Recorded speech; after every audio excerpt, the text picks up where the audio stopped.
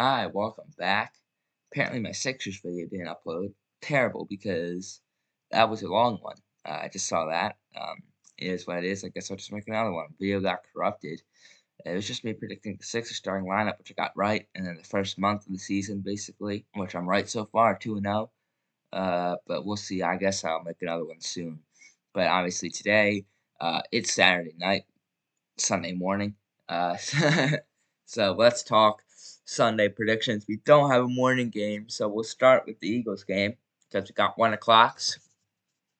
Looks like we got 11 games tomorrow and a game on Monday. So some teams are on bye, I guess. So the schedule is getting a little looser. But matchup one, 2-5 Giants, 1-5 Eagles. Eagles at home. Now, the Giants did blow us out a few weeks ago, but they also just suck. They just, if you didn't see last week, they played the Broncos. They were up uh, 19 points in the third quarter, and they got outscored 33-13 in the last quarter, including um, a huge 38-yard pass interference call that put them at that put the Giants at the one that let them score, but then they just let the Broncos march down and take it back. The Giants missed 2 extra points in this game. The Giants kicker, so if they made one of those, would have went to overtime. If they made them both, they would have won the game. The Eagles, on the other hand, obviously beat the Vikings. It was a little closer than I was hoping it would be, but they got the job done. They covered the spread technically, 28-22 victory, and they move on 5-2. I think they'll continue this momentum. They're favored by 8. I don't see them losing this game. I know people will be backing the Giants because of what happened, but the people forget it's week to week, it's game to game. Just because it happened once doesn't mean it's going to happen twice. Just because it happened 6 times doesn't mean it's going to happen 7, right? So give me the Eagles to absolutely diminish, demoralize, dehumanize, embarrass, murder, kill the Giants in Philadelphia to get their revenge, their much needed revenge. And this might be the first game where Saquon does something, hopefully. So we'll see. Our next matchup, 1-6 Miami Dolphins, Tua Tagovailoa, the worst quarterback ever, getting blown out by 25 points to the Browns with 3 interceptions and getting benched, versus the 3-3 Falcons, who might not have Penix, but they are much better than the Dolphins regardless. So give me the 3-3 Falcons to give the Dolphins belt at home. Doesn't matter. Tua, Quinn Ewers, if they bring out Tyreek Hill to wheelchair quarterback, they put Jalen Waddle, Rashid Shaheed, they trade for him, put him back there. They could put Minkah Fitzpatrick back there. It don't matter. It don't matter. Because at the end of the day, they still suck.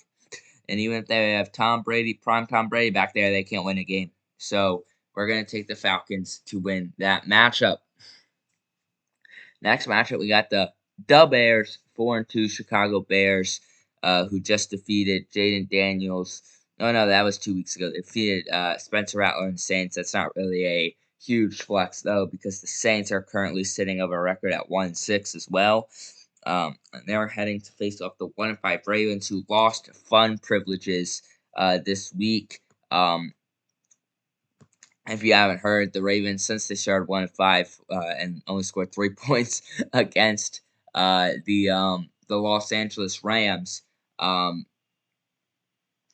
they lost their ping pong table, they lost their basketball hoop. So for that reason, even though I love the Bears, if you know me, I do like the Bears. I do like mostly because of Caleb Williams. I like him a lot.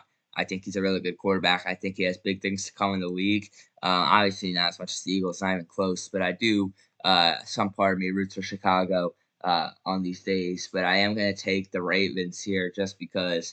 Even without Lamar, I think Derrick Henry is going to realize he needs to bring this team back together. And I really think Derrick Henry really likes ping pong, so he might just carry this whole team to get that ping pong table back in the locker room and run up some 1v1s. He lost the title. He's got to get it back somehow, and it's not by not having a ping pong table. So he's got to get it back. He's got to go out there and beat the Bears. That's just how I'm feeling about it, man. Our next matchup, this is kind of a good one. 4-3 Carolina Panthers, who come off back-to-back-to-back wins. They beat the trash Dolphins. Then they beat the Cowboys, kind of an upset, and then they crushed the Jets, who are the worst team in the NFL currently. And they are 4-3 versus the 4-2 Bills, who I think just had a bye week. Yes, they did. Yeah.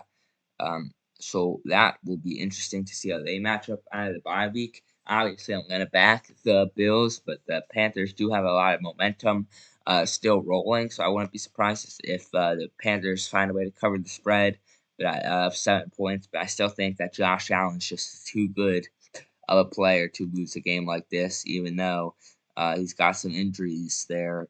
Punter's injured. Donkey Cade might not play, and his wide receiver 3/4 is injured. But it's at the end of the day that those injuries are minor compared to the impact that Josh Allen, James Cook, and Khalil Shakir can make on an offense, and even Keon Coleman really these days. So we'll see how it goes. But I'm gonna have to back that team.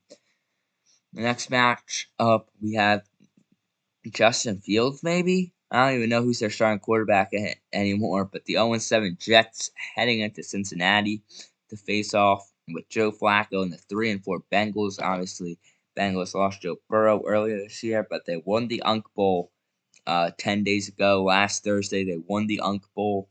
Rodgers versus Flacco. It was actually a really good game. It was a 33 point to 31 to 33 game, and they ended up winning it by a score of 33-31.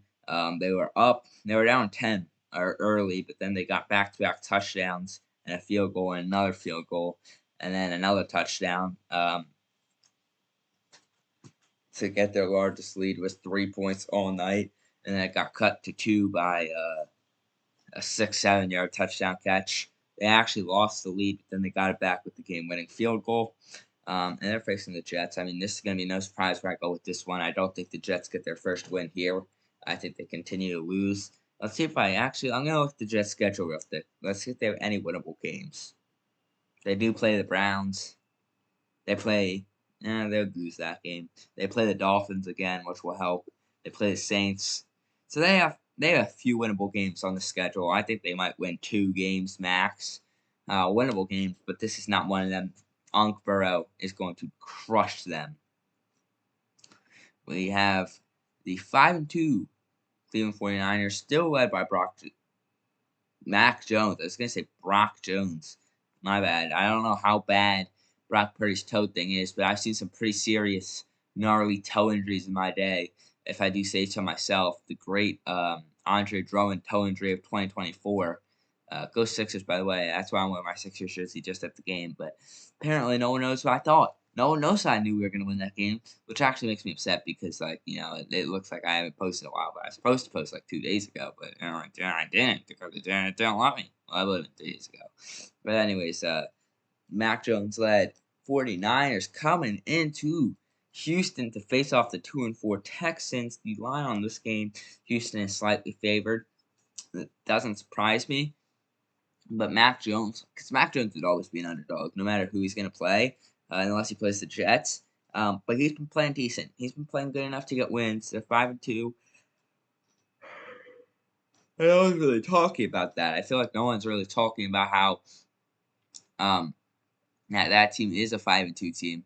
I feel like that deserves more respect on their name, and so I'm gonna back them to beat the 2-4 Texans with washed ass C.J. Stroud in the backfield. I mean, C.J. Stroud is straight cooked, bro.